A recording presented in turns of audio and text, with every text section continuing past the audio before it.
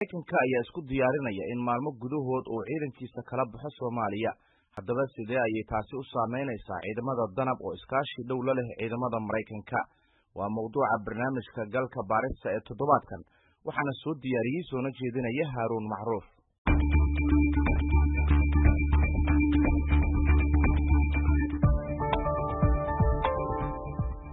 madaxweynaha Mareykanka Donald Trump ayaa afartii bishan amar ku bixiyay in ciidamada Mareykanka ee ku sugan Soomaaliya badankooda laga soo saaro halkaasi horaanta sanadka soo socota. Wasaaradda gaashaandhigga ee Pentagon-ka waxay sheegtay amarkaasi darteed qaar ka mid ah ciidamada in la geyn doono meel ka baxsan bariga Afrika, inta kalena loo rari doono wadamada deriska la ah Soomaaliya si ay u suurto gasho howlgallo laga sii sameeyo Soomaaliya si cadaadiska loogu hayo kooxaha xagjirka ah ee ku sugan Soomaaliya. wasaaradda gaashaandhiggu ma sheegin tirada ciidamada Mareykanka ee ka jooga Soomaaliya, hase yeeshee warbaahinta Mareykanku waxay ku qiyaasaan ilaa 700 oo askari kuwaas oo tababaro iyo talabixin siiya ciidamada dowladda Soomaaliya, gaar ahaan kuwa sida gaarka u tababaran ee danab. Haddaba waxaa si weyn loo hadal hayay sida bixitaanka ciidamada Mareykanka u saameyn doonto ciidamada danab oo lagu tilmaamo kuwa ugu howlkarsan ciidamada dowladda Soomaaliya. qorshaha dib u dhiska ciidanka Soomaaliya waxa uu ahaa in la badiyo tirada ciidamada danab lana gaarsiiyo ilaa 3,000 oo askari. Haddaba kordhintii ciidamada danab ma joogsan doontaa? Ma laga yaabaa in ciidamada danab ay kala firdhaan oo ay ku kala biiraan qaybaha kale ee ciidamada dowladda? Su'aalahan iyo kuwo kale ayaan weydiiyey khubaro aqoon u leh dhinaca amniga iyo ciidanka, iyo weliba taliska ciidamada Mareykanka ee Afrika ee AFRICOM.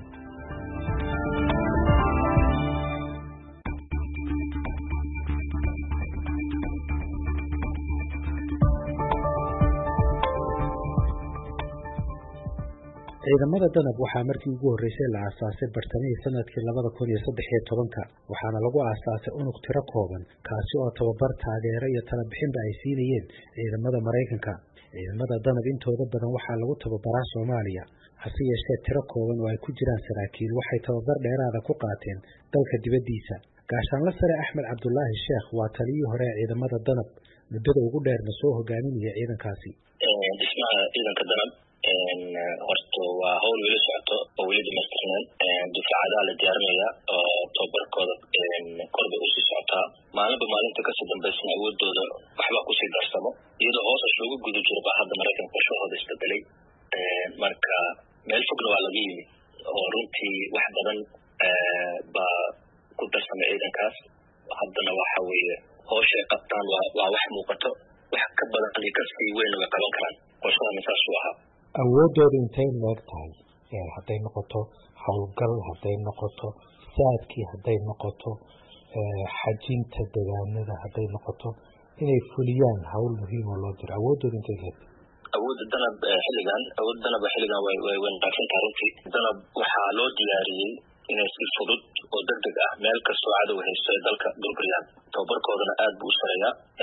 har iyo jeerna waxay u diyaarsan yihiin dalka iyo xuduudaha ka difaacaan cadow kasta. danab waxay wada shaqayn leeyihiin ciidamada Mareykanka oo ka soko tababarka ay xilliyada qaar wada howlgali jireen. sidoo kale danab waxay ku tiirsanaayeen ciidamada Mareykanka marka ay noqoto xogta iyo tasiilaadka, sida ay sheegeen khubarada militariga qaarkood. haddaba sidee ayaa go'aankan la bixitaanka ciidamada Mareykanka u saameyn doonaa ciidamada danab?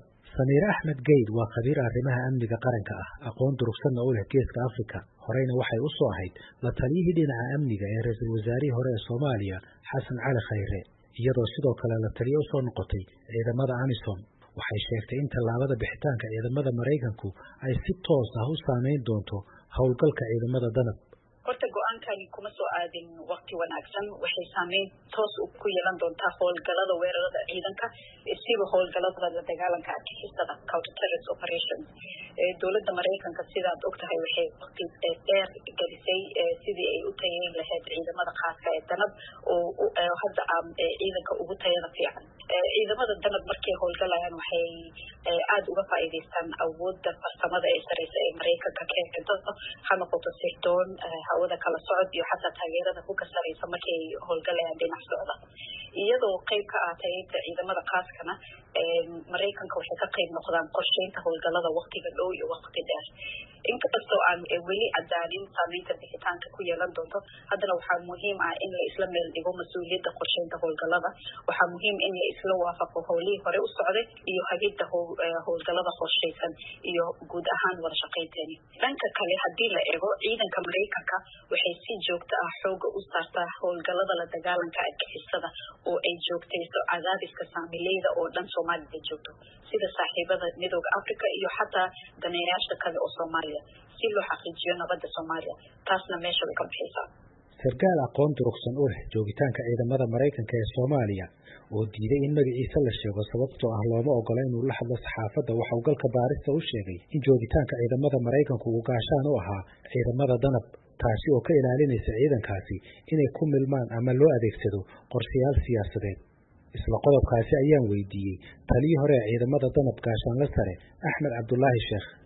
waa run laakiin hadda waxaa laga rabaa ma ahan in anaga horto iska dhigno dad aan mas-uuliyad lahayn harun ciidamadeenan waxaa weeye runtii way isku filan yihiin dabcan tababarkii la siinayay iyo taakuleenta iyo maaragtay ay ka heli jireen ciidamada Mareykanka waa wax wanaagsan oo heerkaana soo gaarsiiyey laakiin ma ahan inaan maaragtay ciidankeenan awoodooda yareeno dabcan ciidanka danab iyo ciidamada kale xooga dalkaba way isku filan yihiin inay maaragtay aayahooda ka tashtaan qorshahoodana ay sii wadaan laakiin dabcan way dhici jirtay maaragtay inay si gaara uga warhayn jireen dabcan maaragtay waxyaalo oo markii arkaan oo khaldan ama waddo khaldan ugu socdo ay u sheegi jireen mas-uuliyiinta dalka marka taas waxaa laga rabaa marka waxaana laga rabaa dal ahaan iyo dowlad ahaan inaan xil iska saarno oo maaragtay ciidanka waxaa lagu talogalay waxaa waye ciidan burburiye cadowga oo ciidan fudud ah commandos ah marka wixii lagu talagalay in loo isticmaalo oo waxyaalo kale loo isticmaalay. Galka baaristu waxa uu bixitaanka ciidamada Mareykanka iyo sida uu saameynaya danab uu ka wareystay taliska ciidamada Mareykanka ee Afrika ee loo yaqaano Africom. gaashaanle sare Christopher Canis waa afhayeenka taliska Africom waxa uu ku adkaystay in inkastoo fadhiga ciidanka Mareykanka uu isbedelayo in haddana howlgalkooda Soomaaliya aanay waxba iska bedelayn ayna meel dhigeen istiraatiijiyada ay taasi ku hirgelinayaan. Our tasks and our commitment to our partners remain unchanged. I think it's important as far as the repositioning of U.S. forces. Al-Shabaab has proven it can adapt. shaqadeena iyo mas-uuliyaddeena naga saaran bahwadaagteena waxba iskama bedelin. waxaa muhiim ah in la ogaado in marka ay noqoto qaadista ciidanka Mareykanka Al-Shabaab inay muujisay inay isla bedeli karaan hadba xaaladii soo food saarta. annaga laftayadu waxaan awood u leenahay inaan isla bedelno hadba xaaladda soo kordha. taas ayaana fulinaynaa. waa muhiim inaad yeelatid istiraatiijiyo kelis ah oo aad kula tacaasho isbedelka. sida aan kuu sheegay hawsheeni waa sideedii qaabkaan u fulinayno waxa uu noqonayaa mid la qabsada isbedelka hase yeeshee taageeradii waa ay sii soconaysaa.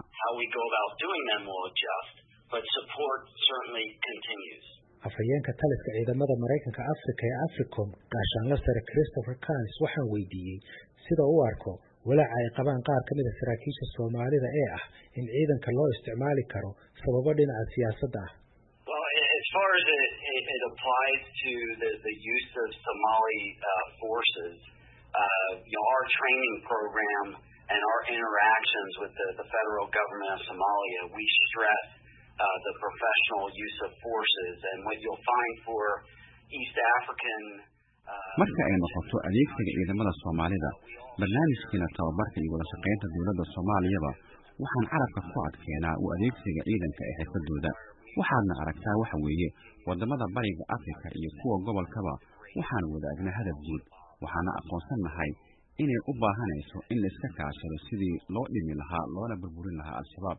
markaad eegtid sida wadan uu isticmaalo ciidankiisa waa muhiim in diiradda lagu hayo dhimista awoodda Al-Shabaab. waxaana aaminsanahay intaasi ay sii socon doonto. qaabka howlgalkeena Soomaaliya waxa weeye mid ay u dhan yihiin hay'adaha dowladda Mareykanka dhinaca diblomaasiyadda horumarinta dhaqaalaha iyo difaaca. That will continue to occur. Our approach in Somalia is very much a U.S. whole of government approach. waxaa kaloo aan afhayeenka Africom weydiiyey waxa ku dhici doona saldhigga Balidoogle ee ciidamada Mareykanku ay ku tababarayeen danab iyo in danab ay awood u leeyihiin inay sii haystaan Balidoogle. We have confidence in the ability of the Danab. They've demonstrated that they are capable, that they're able to conduct missions.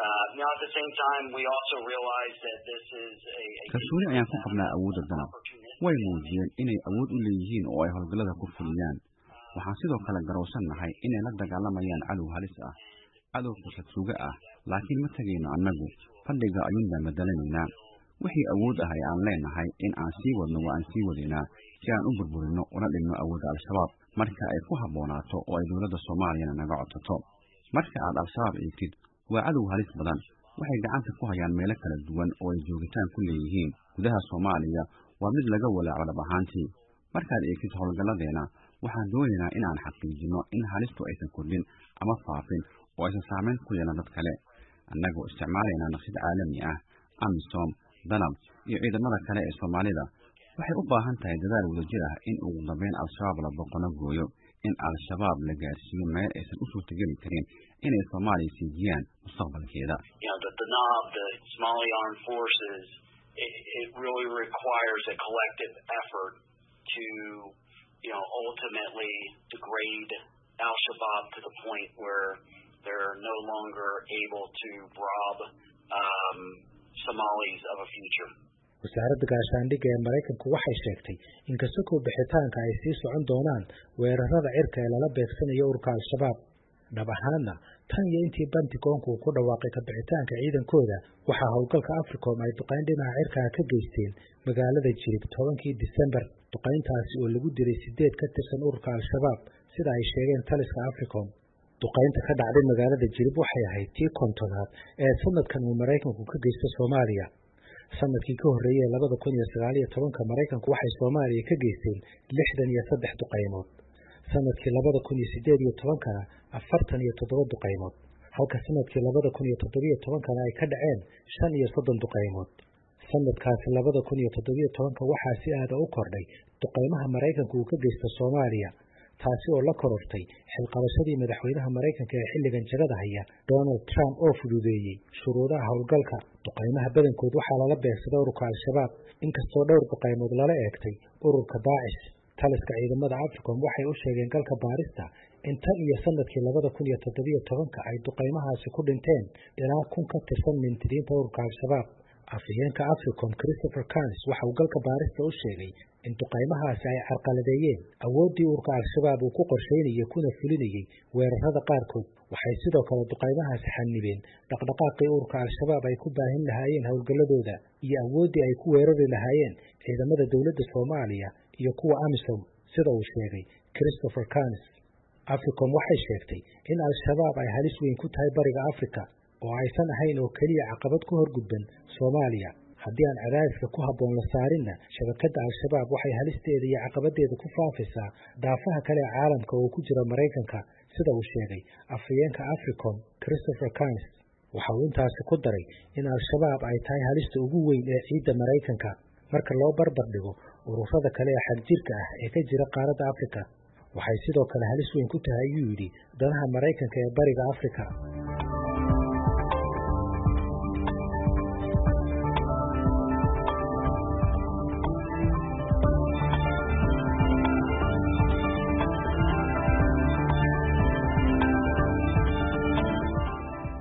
laakiin bixitaanka Mareykanka su'aasha ugu weyn ee ka dhalanaysa ayaa ah waxa ay mas'uuliyiinta Soomaalidu ka qabteen dhismaha ciidanka qaranka goorma ayay Soomaalidu isku tashanaysaa oo ay amnigeeda gacanta ku qabanaysaa su'aalahaasi waxaan weydiiyey Samiir Axmed Geed la taliyay hore ee ra'iisul wasaarihii Soomaaliya Xasan Cali Khayre oo intii ay xilkaasi haysay korka kala socotay dib u habeyntii lagu sameeyay ciidanka qaranka gaar ahaan diiwaangelinta iyo hagaajinta nidaamka ay ku qaataan gunnadooda horta dib u habeynta lagu sameeyay ciidanka guud ahaan waxaan oran karaa meel fiican ay maraysaa sida la wada ogyahay Soomaaliya waxay ku jirtay 30 sano dowlad la'aan taasna waxaa u dheeraa in dagaal joogto ay kula jirtay argixisada marka marnaba ma aha mid sahlan in si fudud ciidanka dib u habeyn lagu sameeyo laakiin iyadoo dhibaatooyinkaas oo ay jiraan haddana waxaa dib loo asaasay oo lagu faani karaa in maanta ay jiraan ciidan tayo tiro anshax iyo kala dambeyn laakiin oo bilow ah dowladda Soomaaliya waxay ugu horeyn ku guuleysatay inay ayagoo kaashanayaan dowlad goboleedyada inay dejiso qaab dhismeedka amniga qaranka taas waa sanadkii 2017 qaab dhismeedkaas lagu heshiiyay wuxuu ka yahay tirada ciidanka qaybaha ee ka kooban yihiin hogaankooda dabagalkooda dhaqaalaha korjoogteynta laakiin heshiiskaas muhiimadiisa waxay keentay in ay banayso dib u dhiska si toos ah in loo bilaabo haddaba si ciidanka qaranka dib u dhis lagu sameeyo waxaa muhiim noqotay horta in shaqada laga bilaabo inuu noqdo dib u habeynta ciidanka markaas jira dowladda waxay darasaad qoto dheer ku samaysay ciidanka sanadkii 2017 ujeedadiina markaas waxay ahayd hubinta tirada tayada iyo diyaar ahaanshaha ciidanka darasaadaas wallahi waxay iftiimisay caqabaha horyaala ciidanka xoogga dalka waxayna sababtay in tallaabada labaad ee dowladda qaadatay inay noqoto dib u habeynta qaabka mushaar bixinta ciidanka iyadoo hadda askari iyo sargaal walba la diiwaangeliyay oo faraha laga qaaday si mid walba mushaarkiisa u qaato bisha markay dhamaato iyadoo aysan jirin cid uu loo marinayo lacagta maxaa lagu guuleystay maxaase lagu guuldaraystay marka ay noqoto dhismaha ciidanka SNA marka la dhaho maxaa lagu guuleystay dhowr meelood ayaa guulo laga gaaray marka ciidanka si guud loo fiirsho waxaa lagu guuleystay in ciidanka loo dhammaystiro baahidooda asaasiga ah sidii mushaarka raashinka qalabka iyo daryeelka howlgabka oo bilow ah laakiin aniga waxaan aad ugu farxay in markii ugu horeysay meesha ka baxday dacaayadii lanagu sheegi jiray oo ghost soldiers mar dambe lama maqli doono ciidan aan jirin oo mushaar lagu qaado ciidanka dalka u adeego kaliya ayaa lagu xisaabtami doonaa oo ayagana haddii ay dhaawac iyo dhimasho ku yimaadaan magdhow heli doona tan labaad maanta ciidanka Soomaaliyeed waxay